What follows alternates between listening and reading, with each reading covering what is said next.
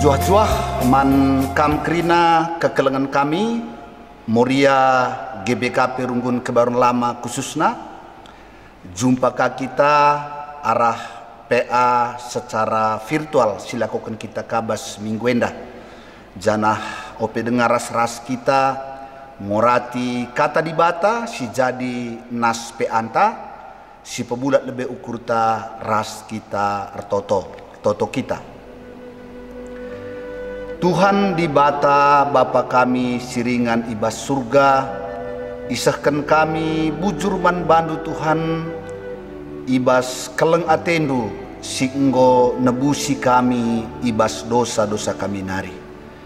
Ibas keleng atendu enggo isikap kendu, kini rajandu man kami krina anak-anakdu, gelah ibas paksana pagi banci kami ngenanami krina kemuliandu. Ibas paksenda ngoka sikap kami lakoras ras ngerenungkan kebenaran firmandu si jadi nas PA kami bas minggu enda. Lalit gegeh kengasupen ras kepentaran ibas kami guna ngangkai kebenaran firmandu. Maka mindo kami kesahnu sibadia sing kuasai pusuh praten ras perukuran krina moria si ikut mat bagini bas PA enda gelah tangkas terang karena kebenaran firmandu jenari pengasup duka kami gunandalan kencabas kegeluhan kami si tep wari kam singurapi kemahandu kam singajari ras sinampatisa gelah ngasup kemahandu nehken kebenaran firmandu bagi sentudu rasura-surandu ngerana dagi kamu Tuhan nggo sikap kami ndengkehken kebenaran firman Tuhan ibas gelar Yesus Kristus reh kami ertoto ras ngatakan bujur man bandu haleluya haleluya amin. Moria sini kelengi kami ibas Tuhan kata dibata si jadi nas pe anta ibas minggu enda ibuat ibas padan simbaru surat Paulus man perpulungan Filipi Filipi telu ayat 10 pitu seh 20 sada ya, Filipi pasal 3 ayat 17 sampai dengan ayatnya yang ke-21. Demikian firman Tuhan kami membacakannya kepada kita. Nasihat-nasihat kepada jemaat. Saudara-saudara, ikutilah teladanku dan perhatikanlah mereka yang hidup sama seperti kami yang menjadi teladanmu.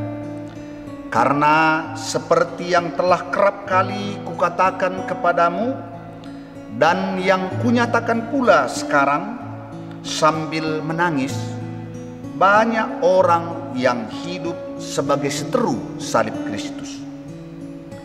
Kesudahan mereka ialah kebinasaan, Tuhan mereka ialah perut mereka, kemuliaan mereka ialah aib mereka, pikiran mereka semata-mata tertuju kepada perkara duniawi. Karena kewargaan kita adalah di dalam sorga, dan dari situ juga kita menantikan Tuhan Yesus Kristus sebagai juru selamat yang akan mengubah tubuh kita yang hina ini sehingga serupa dengan tubuhnya yang mulia menurut kuasanya yang dapat menaklukkan segala sesuatu kepada dirinya. Demikian pembacaan nas PA kita pada minggu ini. Pertama-tama kami menyampaikan salam ras mejuah-juah man kam krina muria sini kelengi kami. Toto ras pengarapan kami ibas penemani ras pengkawali Tuhan kita tetap lid ibas mejuah-juah khususnya ibas masa-masa pandemi COVID-19 enda. Sebagai tema dari firman Tuhan yang telah kami bacakan kepada kita, Nina kita warga surga kan, atau kewargaan kita adalah di dalam surga.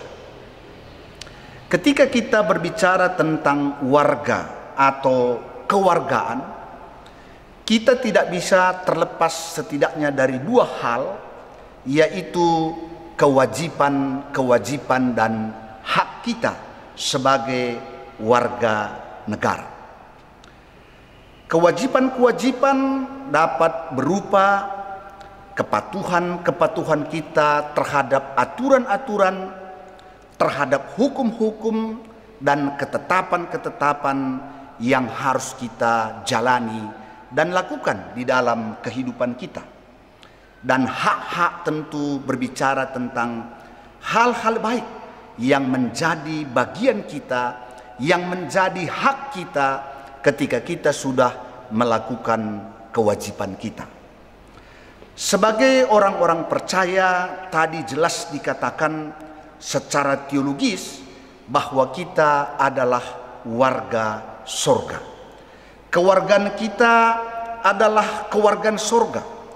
Jadi sekalipun saat ini kita masih tinggal di tengah-tengah dunia sebagai warga negara Indonesia, tapi kepada kita juga ditegaskan bahwa kita sekaligus sebagai warga surga. Jadi sangat luar biasa.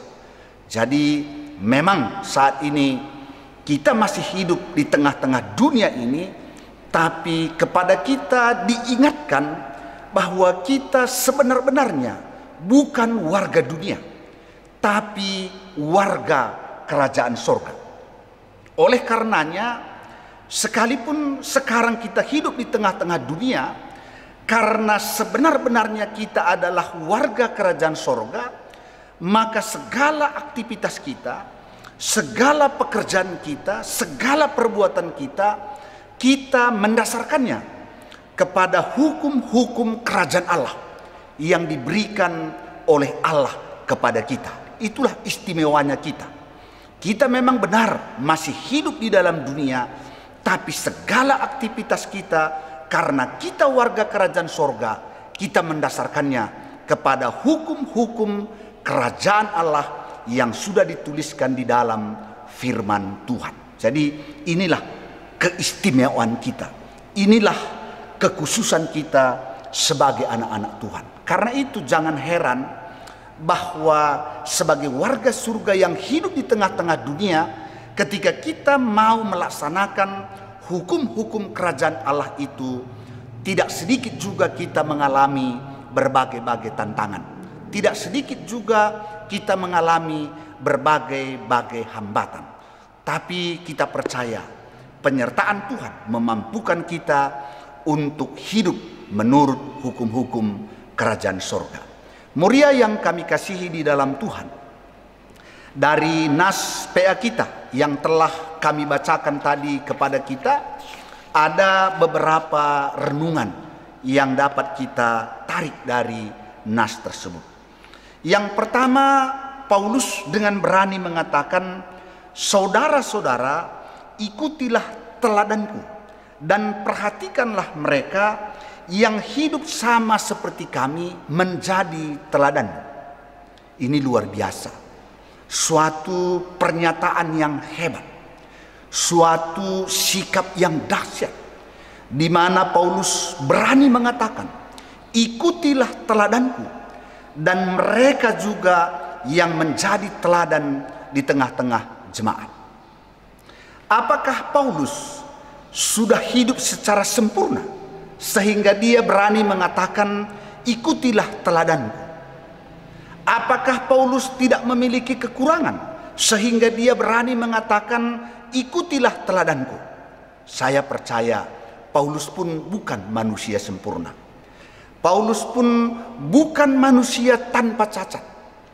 Tapi setelah dia mengenal kasih karunia Tuhan, dia berjuang. Dia terus berusaha untuk hidup berkenan di hadapan Tuhan. Mulai dari dia berpikir, mulai dari perkataannya dan perbuatannya, dia selalu mengarahkan diri untuk hidup seturut dengan kehendak Tuhan. Dalam perjuangan itulah, ketika dia menyampaikan firman Tuhan, dia juga berusaha hidup di dalam firman Tuhan itu, sehingga dia berani mengatakan, ikutilah teladan. Dan juga teladan iman yang ada di tengah-tengah jemaat. Muria yang kami kasihi, tentu jemaat dapat melihat langsung tentang kehidupan Paulus, bahwa Paulus sendiri sebagai rasul, sebagai orang-orang yang hidup di tengah-tengah dunia, dia juga tidak kurang menghadapi berbagai-bagai persoalan, berbagai-bagai pergumulan, penolakan, bahkan rencana-rencana jahat dari rasul-rasul palsu terhadap dia, bahkan dari orang-orang yang menolak dia. Tapi jemaat boleh melihat bagaimana kesabarannya, bagaimana dia dalam menyerahkan seluruh pergumulannya kepada Tuhan. Dan jemaat bisa melihat bahwa Tuhan terus memelihara kehidupannya. Tuhan terus menolong dia. Dan kehidupannya itulah yang menjadi kesaksian nyata, sehingga jemaat boleh meneladani hidup Paulus dan juga teladan-teladan iman di tengah-tengah jemaat. Jadi dengan kata lain, Paulus mengatakan kepada jemaat, lihatlah, ketika kami hidup menuruti kehendak Tuhan, Tuhan selalu setia menolong kami dalam pergumulan kami, dan juga Tuhan selalu setia memelihara kehidupan kami. Karena itu, engkau pun sebagai orang-orang percaya hendaknya hidup menurut kehendak Tuhan. Itulah tujuan daripada Paulus mengatakan, ikutilah teladanku. Ini yang pertama.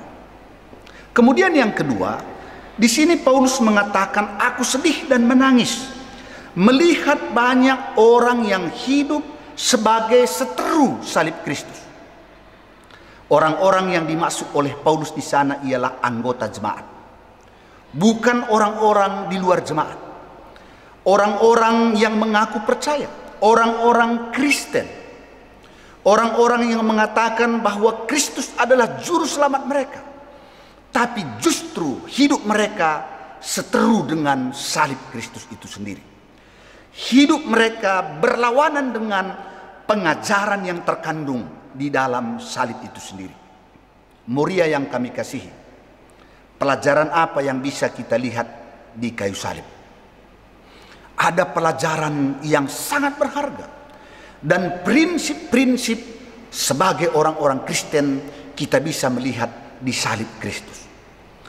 Banyak pelajaran yang bisa kita temukan di dalam salib Kristus. Yang pertama, dari salib Kristus kita boleh belajar tentang kerendahan hati.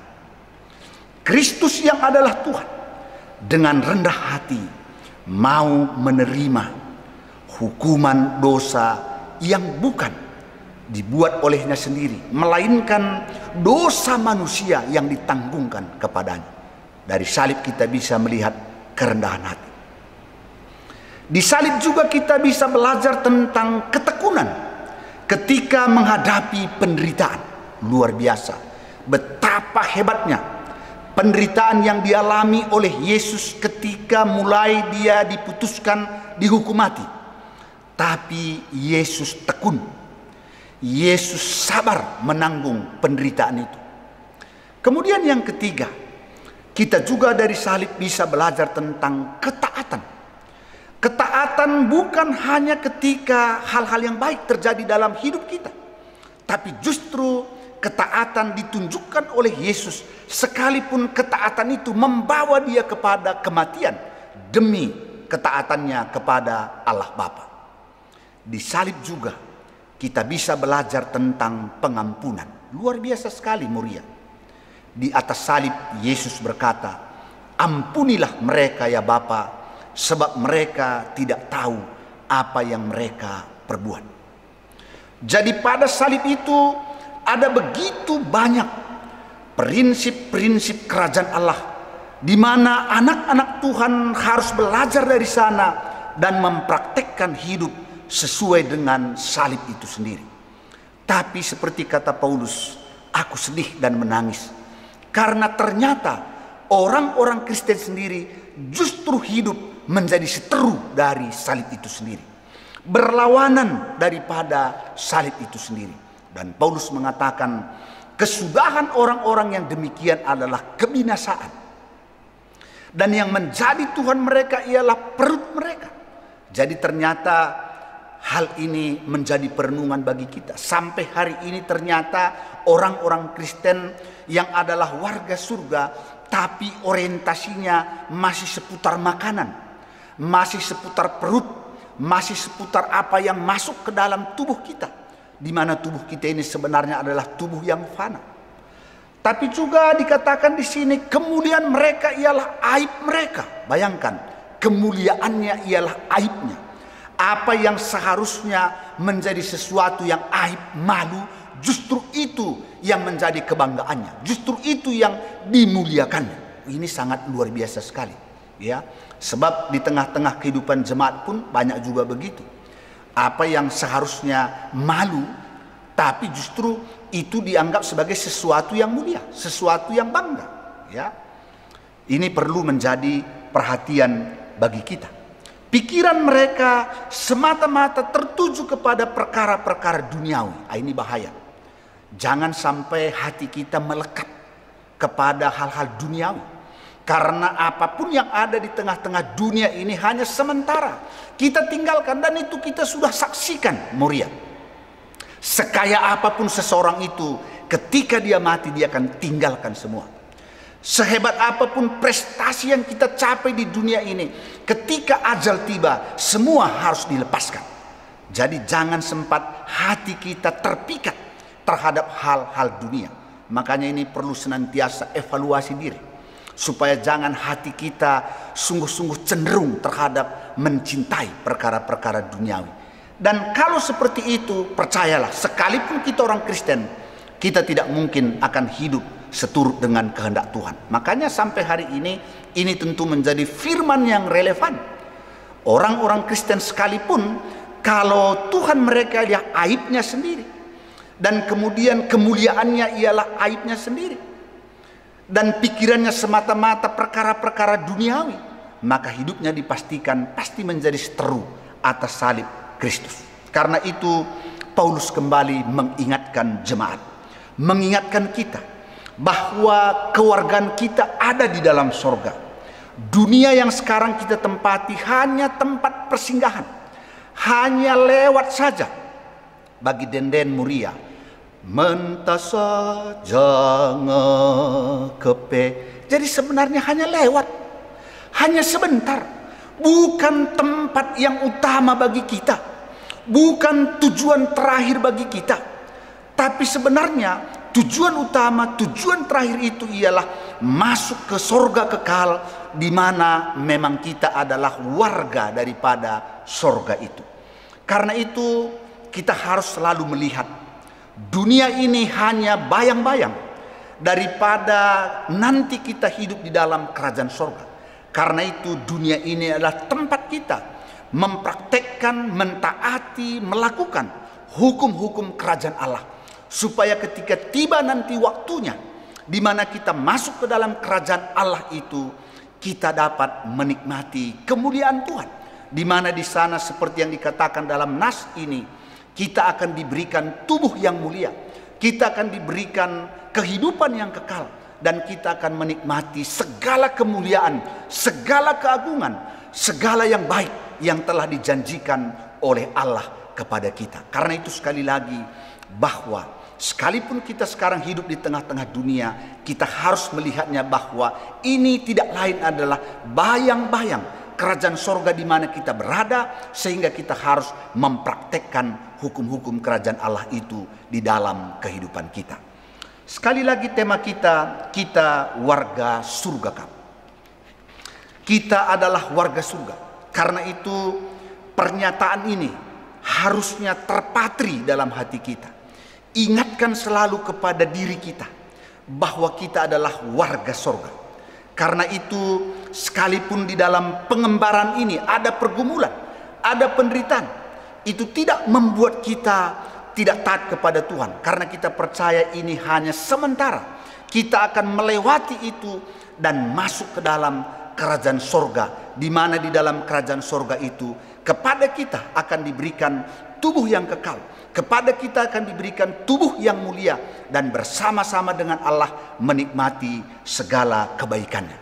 Dan ingat sebagai warga surga bahwa kita mendasarkan seluruh kehidupan kita kepada hukum-hukum kerajaan Allah. Itulah istimewa kita. Lakukanlah kewajiban kita dengan sungguh-sungguh dan setia. Lakukanlah itu sebagai ucapan syukur kita kepada Tuhan, supaya pada waktunya ketika Yesus sebagai juru selamat datang kembali mengangkat kita, maka kita akan menerima segala kemuliaan Allah, segala keagungannya, dan melalui kehidupan kita terpuji dan termulialah nama Tuhan. Inilah firman Tuhan yang boleh kami sampaikan kepada Moria. Dan sekali lagi, kiranya statement ini, pernyataan ini, bahwa kita adalah warga surga, ini terpatri dalam hati kita, sehingga dimanapun kita tahu bahwa sebagai Tuhan dan Raja kita ialah Yesus Kristus, sehingga kita harus patuh kepada firman Tuhan yang telah diberikan kepada kita sebagai panduan kehidupan kita di tengah-tengah dunia yang sekarang. Inilah firman Tuhan yang boleh kami bagikan. Tuhan memberkati kita sekalian. Amin. Kita akan tutup PA kita bersatu di dalam doa.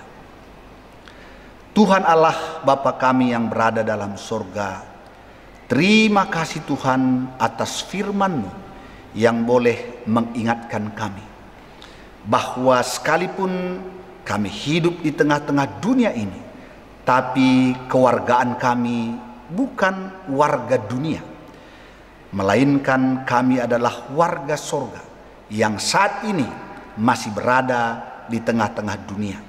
Dunia hanyalah perlintasan bagi kami, tempat sementara untuk memasuki kerajaan surga yang kekal, di mana tubuh kami akan diberikan dengan tubuh yang mulia, akan diberikan kehidupan kekal, dan menikmati segala kemuliaan keagungan yang disediakan oleh Allah bagi kami yang setia. Biarlah Roh-Mu yang kudus senantiasa menuntun kehidupan kami, sehingga kami dimampukan untuk mentaati hukum-hukum kerajaan Allah, firman Tuhan di tengah-tengah kehidupan kami. Berkati kami khususnya dalam masa-masa pandemi COVID ini. Sekalipun oleh karena pandemi ini banyak pergumulan-pergumulan yang kami hadapi, tapi pergumulan baik masalah ekonomi dan sebagainya terdampak karena COVID ini tidak membuat kami menjauh daripada Tuhan. Justru di dalam pergumulan-pergumulan ini kami percaya ketika kami mentaati hukum-hukum kerajaan Allah, maka Allah akan memelihara dan mencukupkan segala keperluan-keperluan kami. Sama seperti teladan-teladan iman oleh tokoh-tokoh iman, kami boleh menyaksikan bagaimana Tuhan menjaga dan memelihara hidup mereka. Benar bahwa di tengah-tengah dunia ini kami tidak mungkin terlepas dari berbagai-bagai penderitaan, berbagai-bagai kesusahan, penolakan dan lain sebagainya. Tapi Tuhan akan setia menyertai dan menolong kami. Terima kasih Tuhan, pada kesempatan ini kami berdoa dalam nama Yesus. Berkati Moria dan segenap keluarga kami masing-masing. Biarlah Tuhan memberkati kesehatan kami, kesehatan keluarga dan anak-anak kami, sehingga kami dapat menjalani hari-hari kami di dalam penyertaan dan pemeliharaan daripada Tuhan. Kami berdoa buat jemaat Tuhan yang pada saat ini dalam keadaan kurang sehat, sedang dirawat, ataupun dalam pemulihan. Kami berdoa buat orang tua kami Nande Ingrid Surbakti, pasca operasi kelep jantungnya. Biarlah Tuhan memberkati perawatan dan obat yang diberikan. Kiranya kesembuhan daripadamu atas orang tua kami. Demikian juga Bapak Antas Tepu, Tuhan memberkati pasca operasi tulang pangkal pahanya. Mari Tuhan lawat dan jamah pulihkan dan sembuhkan kesehatan kakinya. Demikian juga orang tua kami, Bapak Ita Sembiring, Bapak Febri Ginting, Diaken Nandi Ripka Bangun, Dedi Suranta Surbakti, Nandi Linda Sembiring, Pertua Emeritus Bapak Barista Brahmana, saudara kami Dini Buru Brahmana, Pertua Emeritus Bapak Bina Sembiring, Nande Sika Sembiring, Diaken Emeritus Nande Melda Pandia, Bapak Suranta Pandia, anak kami Ripka Buru Pandia, Bapak Aleta Purba, Bapak Ika Guru Singa, Pertua Emeritus Bapak Laura Stepu, Nora Emeritus Nande Laura, Nande Bas Sembiring, Nande Tawan Brahmana, Rahna Darmawati Buru Sinulingga, Bapak Lina Tarigan, Bapak Erika Nande Erika Sinulingga, Nande Sri Bangun, Biring Grace, anak kami Aldo Sinulingga, Nande Lusin Surbakti, Bapak Paria Nande Paria Sembiring, Bapak Morel Sebayang, Nande Neti Pranginangin, Betranio Pranginangin, Naras Bapak Surya Barus, Nande Ninta Bangun, Nande Ninta Sembiring. Dalam nama Yesus, Tuhan memberkati, Tuhan memberikan kesehatan yang prima kepada saudara-saudara kami. Kami berdoa buat keluarga Diaken Nande Jetro Baru, di mana bulan Jetro telah Engkau panggil ke hadapan-Mu. Biarlah Tuhan memberikan kekuatan serta penghiburan kepada Diaken Nande Jetro dan segenap keluarga besar. Acara penguburan orang tua kami, baik adat dan liturgi gereja, Tuhan memberkati agar semuanya berjalan dengan baik. Terima kasih Tuhan, kami juga berdoa buat anak-anak kami dalam menjalani pendidikannya. Biarlah Tuhan memberikan hikmat dan kepintaran kepada anak-anak kami. Biarlah mereka boleh menjalani hari-harinya di dalam taat kepada Tuhan, sehingga mereka boleh menjauhkan diri dari pergaulan-pergaulan yang tidak baik. Anak-anak kami yang telah selesai mengikuti UTBK, berkati hasil ujian mereka. Kiranya mereka boleh diterima di perguruan tinggi negeri yang mereka cita-citakan. Kami juga angkatkan doa kami buat anak-anak kami yang masih mengikuti serangkaian tes-tes untuk masuk ke perguruan tinggi negeri. Biarlah Tuhan memberkati persiapan mereka. Roh Kudus memberikan hikmat dan kepintaran kepada mereka. Terima kasih Tuhan. Kami juga berdoa, berkati segala usaha dan pekerjaan jemaat Tuhan. Biarlah Tuhan mencukupkan segala keperluan jemaat pada masa-masa pandemi ini, sehingga satu pun kami tidak kekurangan karena pertolongan daripada Tuhan. Berkati bangsa dan negara kami, berkati pemerintah kami, Presiden Joko Widodo, Wakil Presiden Maruf Amin, para menteri sampai dengan RT RW. Berikan kepada mereka hikmat dan bijaksana dalam menjalankan kuasa pemerintah untuk membangun dan mensejahterakan bangsa kami. Khususnya pada masa-masa pandemi COVID ini, lindungi saudara-saudara kami yang bekerja di rumah sakit sebagai tim medis, baik perawat maupun dokter. Jauhkan mereka dari terpapar COVID-19. Berkati pelayanan mereka, khususnya kepada pasien-pasien yang positif COVID-19. Biarlah Tuhan memberkati obat perawatan dan istirahat mereka, agar mereka juga boleh sembuh dari COVID-19. Terima kasih Tuhan, kami juga berdoa buat saudara-saudara kami yang menjadi orang tua tunggal di tengah-tengah keluarga. Biarlah Tuhan menopang mereka, sehingga mereka dimampukan menjalani kehidupannya, mengaturkan hidup rumah tangganya. Sekiranya ada keluarga-keluarga yang merindukan berkat anak, kami berdoa dalam nama Yesus, Tuhan memberkati kesehatan mereka, usaha mereka. Dan mari Bapa, Engkau yang memberikan berkat anak di tengah-tengah keluarga mereka.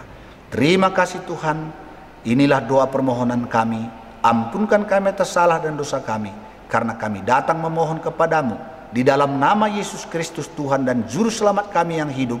Haleluya, haleluya, amin. Bagendam pean tabas minggu enda, mejuah-juah man banta kerina, Tuhan tetap si mereka pasu-pasuna man banta. Salam.